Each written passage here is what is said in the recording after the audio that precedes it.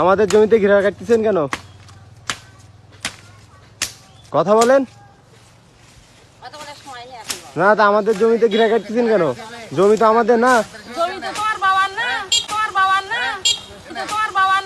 আপনারা শুনলেন তো? উনি বললেন এই জমি নাকি আমার বাবার না। এই অধ্যত্বের পেছনে কোনো আইনি শক্তি নেই, আছে শুধুই জালিয়াতির আস্ফালন। শম্পা বিশ্বাস দাবি করছেন এই জমি তার, কিন্তু প্রশ্ন হল তার এই জমির উৎস কোথায়? চলুন দেখে আসি। উনি কি আকাশ থেকে জমি পেয়েছেন, নাকি কাগজের কারসাজিতে? আজ আমি আবেগে নয়, ওনার দেওয়া সেই দালিলিক উৎস বা সোর্স নিয়ে কথা বলি। দলিল কি বলে তা আমি আপনাদের আজ অকাট্য দালিলিক প্রমাণ দিয়ে বুঝিয়ে দিচ্ছি। শম্পা বিশ্বাস যে দলিলের উপর ভিত্তি করে 295 দাগের জমিতে এই বেড়া কাটার সাহস দেখাচ্ছেন, সেই দলিল বলছে অন্য কথা। এবার আসুন আমরা সরাসরি নথিপত্রে নজর দিই। শম্পা বিশ্বাস যে জমির উপর দাঁড়িয়ে দম্ভ দেখাচ্ছেন, সেই জমির মূল মালিক ছিলেন আমার বড় দাদা দীনবন্ধু বিশ্বাস। এই দলিলটি দেখুন। দলিল নং 2204, তারিখ 27/5/2015। এই দানপত্র দলিলের মাধ্যমে দীনবন্ধু বিশ্বাস তার পুত্র গোবিন্দ বিশ্বাসকে মোট 31 শতক জমি দান করেন। এটি আমাদের একটি পারিবারিক বা এজমালি সম্পত্তি। এখানে দাতা দীনবন্ধু বিশ্বাস এবং গ্রহীতা গোবিন্দ বিশ্বাস। দলিলের ভেতরে ভালো করে লক্ষ্য করুন, এখানে বিআরএস 124 খতিয়ানের 207, 295, 311 এবং 312 দাগ থেকে বিভিন্ন অংশে মোট 31 শতক জমি লিখে দেওয়া হয়েছে। সবচেয়ে গুরুত্বপূর্ণ তথ্য হল, এই দলিলে গোবিন্দ বিশ্বাসের দখল চিহ্নিত করা হয়েছে শুধুমাত্র 207 দাগ থেকে।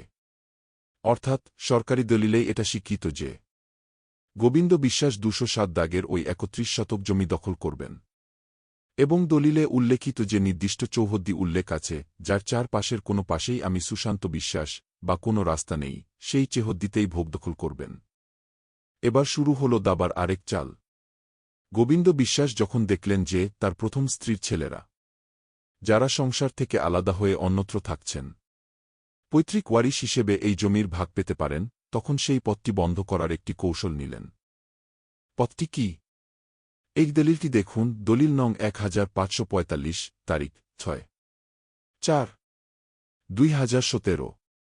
গোবিন্দ বিশ্বাস তার প্রাপ্ত সেই একই সম্পত্তি তার দ্বিতীয় স্ত্রী শম্পা বিশ্বাসকে পুনরায় দানপত্র দলিলের মাধ্যমে রেজিস্ট্রি করে দেন। অর্থাৎ আইনিভাবে শম্পা বিশ্বাসও সেই পূর্ববর্তী মালিকের মতো 207 দাগেই জমির দখল পান। সবচেয়ে মজার এবং গুরুত্বপূর্ণ বিষয়টি এখন আপনাদের দেখাব। শম্পা বিশ্বাসের দলিলের এই চৌহদ্দিটা বিশেষভাবে লক্ষ্য করুন। ওনার দলিলের উত্তর, দক্ষিণ, পূর্ব বা পশ্চিম কোনো দিকেই কি কোনো রাস্তা আছে?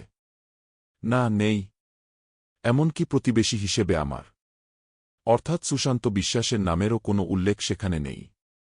তাহলে প্রশ্ন জাগে, যে দলিলের চৌহদ্দিতে কোনো রাস্তা নেই, সেই জমির মালিকানা দাবি করে উনি আজ কোনো সাহসে রাস্তার পাশে অন্যের ঘেরা বেড়া কাটতে আসেন? ওনার নিজের দলিলেই যেখানে রাস্তার চিহ্ন নেই, সেখানে এই ঘেরাবেড়া কাটার দুঃসাহস উনি পেলেন কোথায়?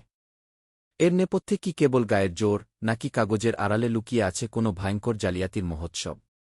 সেই রহস্যের জট খুলব আগামী পর্বে। আপনাদের সামনে এমন সব নথিপত্র আর জালিয়াতির অকাট্য ডকুমেন্টারি তুলে ধরব, যা দেখলে আপনার গায়ের লোম খাড়া হয়ে যাবে। আইনের চরম সীমা লঙ্ঘন করে কিভাবে মিথ্যার পাহাড় গড়া হয়েছে, তা জানতে দ্বিতীয় পর্বটি মিস করবেন না। আপনার মূল্যবান মতামত বা যদি কোনো প্রশ্ন থাকে, কমেন্ট বক্সে লিখে জানান। সত্যের মুখোমুখি হতে তৈরি থাকুন। দেখা হচ্ছে আগামী পর্বে।